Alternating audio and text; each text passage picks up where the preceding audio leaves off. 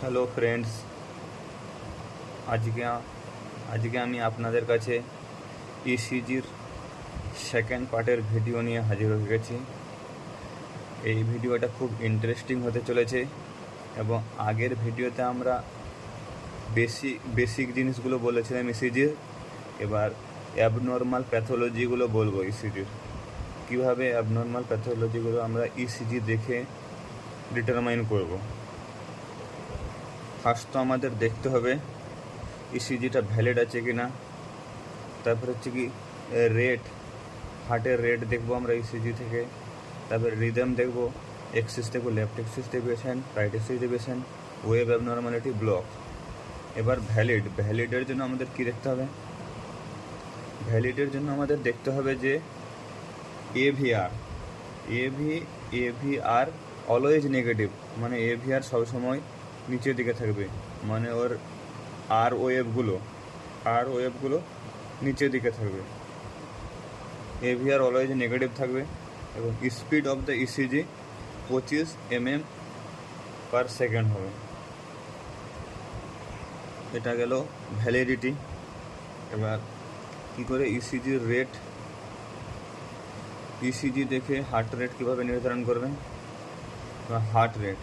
Heart rate দেখার জন্য আমাদের 1500, 1500 divided by number of small box in consecutive R wave, মানে পরপর দুটো আর ওয়েভের মধ্যে কতগুলো স্মল বক্স আছে সেটা দিয়ে 1500 দিয়ে সেটাকে ডিভাইড করতে হবে, সেটা বেরোবে হার্ট রেট। আর আমরা যদি আরও দেখি 300 divided by number of big box between two R wave, মানে কনজিকিউটিভ পরপর দুটো আর ওয়েভের মধ্যে আমরা বড় বক্স 300 বাই বড় বক্স দেখেও করতে পারবো, হার্ট রেট নির্ধারণ করতে পারবো। আমাদের নর্মাল হার্ট রেট হয় 60 থেকে 100 বিটস পার মিনিট। এবার 60 বিটস পার মিনিটের কম হলে তাকে বলবো আমরা ব্র্যাডিকার্ডিয়া, আর 100 বিটস পার মিনিটের বেশি হলে তাকে বলা হয় ট্রাকিকার্ডিয়া। এবার দেখবো ইসিজিটা সাইনাস আছে না নন সাইনাস আছে। সাইনাস মানে হচ্ছে কি রেগুলার পি ওয়েভ থাকবে,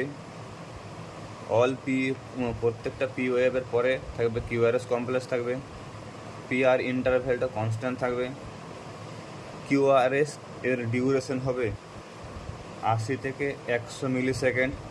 নর্মাল পি ওয়েভ মানে পি ওয়েভগুলো আপরাইট হবে, ইন 1, 2, এভিএফ, তারপরে যতগুলো আছে ও ইটিসি সবগুলোতে পি ওয়েভগুলো আপরাইট হবে। তোমার এভিএল, এভিএফ, তারপরে 1, 2, 3 সবগুলো লিডগুলোতে পি ওয়েভটা আপরাইট হবে, বাট তোমার এভিআরে ইনভার্টেড হবে। এবং কি amplitude of P wave always সবসময় 2.5 mm এর কম হতে হবে। এবার গেল আমাদের রেটের পরে আসবো আমরা রিদম। এবার বলি রিদম আমরা কী হয়, আমাদের হচ্ছে রেগুলার রিদম হয় আর ইররেগুলার রিদম হয়। রেগুলার রিদমের মধ্যে আমরা দেখব ওই কিউআরএস কমপ্লেক্সগুলোর মধ্যে ডিস্টেন্স ইকুয়াল থাকবে, প্রত্যেকটা কিউআরএস কমপ্লেক্সের মধ্যে এই ডিস্টেন্স ইকুয়াল থাকবে। আমরা যদি এরকম করে একটা স্কেল দিয়ে বা কোনো কিছু দিয়ে কলম দিয়ে দাগ কেটে দেখি, প্রত্যেকটা কিউআরএস কমপ্লেক্সের মধ্যে ডিস্টেন্স সমান হবে, ওটাকে বলবা হয় রেগুলার রিদম। এবার ইররেগুলার রিদম কি, দুটো কিউআরএস কমপ্লেক্সের মধ্যে ডিস্টেন্স আনইকুয়াল হবে, নট ইকুয়াল, সেটা হচ্ছে কি ইররেগুলার। এবার ইররেগুলার মধ্যে দুটো হয়, রেগুলারলি ইররেগুলার আর ইররেগুলারলি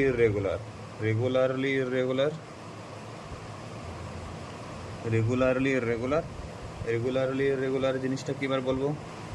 রেগুলারলি ইররেগুলারের ক্ষেত্রে কী হবে, আর ইন্টারভ্যালগুলো ইকুয়াল ডিস্টেন্স থাকবে, বাট এখানটা একটা পজ থাকবে, এই যেই পজটাকে ওটাকে কী করবে, ইররেগুলার বানিয়ে দেবে।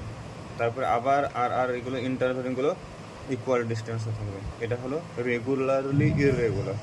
আর ইররেগুলার কী হবে, মানে ডিস্টেন্স বিটুইন আর ইন্টারভ্যাল ভ্যারিজ কন্টিনিউয়াসলি, সবসময় ভ্যারি হতে থাকবে, নির্দিষ্ট কোনো ডিস্টেন্সে থাকবে না আর ইন্টারভেলগুলো। এবার দেখবো কি ইসিজির এক্সিস দেখার জন্য কি হয় আমাদের থাম রুল অফ থামে কি হয় আমাদের বেসিক্যালি দেখা হয় লিড 1 এবং কি এভিএফ। লিড 1-এ কী করবো আমরা রাইট হ্যান্ডের থাম আর লিড 1-এ রাখবো, আর লেফট হ্যান্ডের থাম রাখবো আমরা এভিএফে। এবার দেখব যে যদি থামের ইন্ডেক্স মানে আমাদের আমরা লিড 1-এ দেখব থাম রাইট হ্যান্ডের থাম রাখবো, রাইট হ্যান্ড রাখবো, আর এভিএফে আমরা রাখবো লেফট হ্যান্ড। এবার দেখব যদি থামটা লিড 1-এর থামটা যদি ইন্ডেক্স ফিঙ্গারটা আমাদের থাম ফিঙ্গারটা মানে উপর দিকে দেখায়, অর্থাৎ আপার সাইডে যদি আমাদের থাকে কিউআরএস কমপ্লেক্সের ডিফ্লেকশনটা থাকে এবং এভিএফেও আপার সাইডে থাকে, তাহলে ওটা হচ্ছে কি নর্মাল। আর যদি দেখি লিড 1-এ আমাদের থামের ডাইরেকশনটা আপার হচ্ছে না, হ্যাঁ লোয়ার হচ্ছে। লিড 1-এ আমাদের যদি নিচের দিকে হয় মানে কিউআরএস কমপ্লেক্সের ডাইরেকশনটা নিচের দিকে এবং এভিএফে যদি উপর দিকে হয় তখন থেকে সেটা বলবো রাইট অ্যাক্সিস ডেভিয়েশন। এবার যদি লিড 1-এ থামের ডাইরেকশনটা আপওয়ার্ড এবং এভিএফে ডাউনওয়ার্ড মানে কিউআরএস কমপ্লেক্সের ডাইরেকশনটা, তখন তাকে বলবো আমরা লেফট অ্যাক্সিস ডেভিয়েশন। কিছু ঠিকঠাক করে বোঝা গেল না, এবার আমি ইমেজগুলো দেখাবো, তারপরে আপনারা ভালো করে বুঝতে পারবেন। লিড 1-এর ক্ষেত্রে আমরা যদি এই গ্রাফের ক্ষেত্রে দেখি লিড 1 এটা আমাদের লিড 1-এ আমরা কী দেখছি, লিড 1-এ আমাদের রাইট হ্যান্ডের থাম্ব রাখছি, রাইট হ্যান্ডের থামের কিউআরএস কমপ্লেক্সটা আপার সাইডে দেখাচ্ছে এবং কি আমাদের এভিএফে লেফট থাম রাখার ফলেও আমাদের কিউআরএস কমপ্লেক্স আপার ডাইরেকশনে দেখাচ্ছে, কিউআরএস কমপ্লেক্স আপার ডাইরেকশনে দেখাচ্ছে, আপার ডাইরেকশন। তাহলে কি দুটো যখন বললাম দুটোই আপওয়ার্ড তখন হচ্ছে কি নর্মাল। এবার দ্বিতীয় ইমেজে দেখুন, দ্বিতীয় ইমেজে আমাদের রাইট হ্যান্ডের থাম আপার সাইডে দেখাচ্ছে মানে কিউআরএস কমপ্লেক্সের ডাইরেকশন হচ্ছে আপওয়ার্ড, আর আমাদের এভিএফে লেফট হ্যান্ড রাখার ফলে দেখাচ্ছে ডাউনওয়ার্ড, কিউআরএস কমপ্লেক্সের ডাইরেকশন ডাউনওয়ার্ড। তাহলে কি আমরা এটাকে বাদ দেবো, ধরবো কি আপওয়ার্ড, তাহলে কি রাইট অ্যাক্সিস ডেভিয়েশন, এটা হচ্ছে রাইট অ্যাক্সিস ডেভিয়েশন। এবার লেফট অ্যাক্সিস ডেভিয়েশনের ক্ষেত্রে কী হবে আমাদের রাইট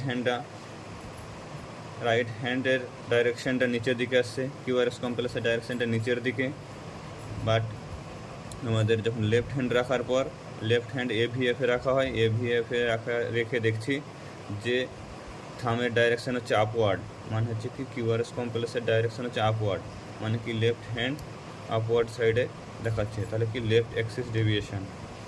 আর একটা কেস হয় যেখানে রাইট হ্যান্ডের মানে কিউআরএস কমপ্লেক্সও নিচের দিকে হয়, মানে লিড 1-এও হয় কিউআরএস কমপ্লেক্সের ডাইরেকশন নিচের দিকে এবং এভিএফ লেফট হ্যান্ড রাখার ফলেও কিউআরএস কমপ্লেক্সের ডাইরেকশন হয় নিচের দিকে, দুটোই নিচের দিকে হলে তখন তাকে বলা হয় north West Axis deviation, but এটা পরীক্ষায় জিজ্ঞাসা করে না তো। এবার দেখব ওয়েভ ফর্ম অ্যাবনর্মালিটি। আমাদের পি ওয়েভের নর্মাল হাইট এবং লেন্থ সবসময় 2.5 mm এর কম হতে হবে, মানে হচ্ছে কি 2.5 স্মল বক্স বা স্মল স্কোয়ারের কম হতে হবে। এবার অ্যাবনর্মাল কখন বলবো পি ওয়েভ, যখন হাইট এবং length of P wave 2.5 mm এর বেশি বা সমান হয়ে যাবে তখন তাকে বলবো abnormal P wave. Abnormal P ওয়েভের ক্ষেত্রে কী হয় আমাদের অ্যাট্রিয়াল ইনলার্জমেন্টের ক্ষেত্রে এরকম মানে পি ওয়েভটা বড় হয়ে যাবে, তখন তাকে বলবো অ্যাট্রিয়াল ইনলার্জমেন্ট। এবার দেখবো রাইট অ্যাট্রিয়া না লেফট অ্যাট্রিয়া। এবার যদি রাইট অ্যাট্রিয়াল ইনলার্জমেন্ট হয় তাহলে রাইট সাইডে একটু বেশি বড় হবে আর লেফট সাইডে কম বড় হবে, তখন তাকে বলা হয় পি পালমোনালি। আর হচ্ছে কি যেহেতু লেফট অ্যাট্রিয়াল ইনলার্জমেন্ট হয়, তাহলে লেফট সাইডটা একটু বেশি বড় হবে, রাইট সাইডটা একটু কম বড় হবে, তখন হয় পি মাইট্রালি। ইসিজি ওয়েভ নর্মালি এরকম হয়, পি ওয়েভ থাকে, একটা হচ্ছে কি স্মল কিউ থাকে, তারপরে আর এস, তারপর টি থাকে। এটা হচ্ছে কি কিউআরএস কমপ্লেক্সের কী কী অ্যাবনর্মালিটি কী করে দেখবো আমরা, সেটা হচ্ছে কি দেখে কি বুঝবো সেই জিনিসটা বলবো। এবার যদি আমাদের ডিপ কিউ থাকে, মানে 1.5 mm এর বেশি হয়, তখন সেটাকে বলবো ওল্ড ইনফ্রাক। এবার যদি আমাদের তারপর কিউআরএস কমপ্লেক্সে এবারে দেখবো এসটি এলিভেশন। এসটি এলিভেশন এইভাবে হতে পারে, এসটি এলিভেশন এইভাবে হতে পারে। তখন এসটি এলিভেশন থাকলে বলবো সেটাকে ইস্কিমিয়া। তারপরে এসটি ডিপ্রেশন এইভাবে থাকতে পারে, বা এরকমও ডিপ্রেশন থাকতে পারে। এসটি ডিপ্রেশন থাকলে আমরা বলবো মায়োকার্ডিয়াল ইনফ্রাক। টি ওয়েভ অ্যাবনর্মালিটি 2.5 থেকে 3.5 এর বেশি যদি হয়ে যায় লেন্থ বা ওয়েথ অফ টি ওয়েভ, মানে হাইপার অ্যাকিউট টি ওয়েভ, সেটাকে ক্ষেত্রে হবে হাইপার ক্যালেমিয়া। আর টি ওয়েভ যদি ইনভার্টেড হয়ে যায় সেটাকে বলবো হাইপোক্যালেমিয়া, মানে পটাশিয়ামের পরিমাণ বেড়ে যাচ্ছে আর এটা হচ্ছে কি পটাশিয়াম পরিমাণ কমে যাচ্ছে। এবার block, left bundle branch block আর right bundle branch block. Left bundle branch ব্লকের ক্ষেত্রে কি হয়, লেফট বান্ডেল ব্রাঞ্চ ব্লকের হয় হচ্ছে উইলিয়াম মানে হচ্ছে কি V1 লিডে আর V6 লিডে। V1 লিডে আমরা কিউআরএস কমপ্লেক্স হচ্ছে ডাব্লিউ প্যাটার্ন পাবো, আর V6 লিডে এম প্যাটার্ন পাবো। এইভাবে ডাব্লুর মতো করে প্যাটার্ন পাবো V1 লিডে, আর হচ্ছে কি V6-এ পাবো এম এর মতো প্যাটার্ন। আর রাইট বান্ডেল ব্রাঞ্চ ব্লকের ক্ষেত্রে কি পাবো, ম্যারো, মানে হচ্ছে কি ম্যারো, এটা মনে রাখার ফান্ডা। এখানে লেফট বান্ডেল ব্রাঞ্চের ক্ষেত্রে উইলিয়াম মনে রাখার ফান্ডা।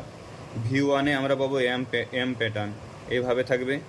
আর V6-এ পাবো ডাব্লু প্যাটার্ন, এরকম ডাব্লুর মতো থাকবে। থ্যাংক ইউ, ভিডিও এখানে শেষ। ইসিজির ভিডিও আমরা এখানে শেষ করলাম। আমাকে সাবস্ক্রাইব করুন এবং কি আমাকে সাপোর্ট করুন, যেন আমি বেশি বেশি করে আমি ভিডিও বানাতে পারি এবং কি আরও মডিফাইভাবে আমি ভিডিও বানাতে পারি। Thank you.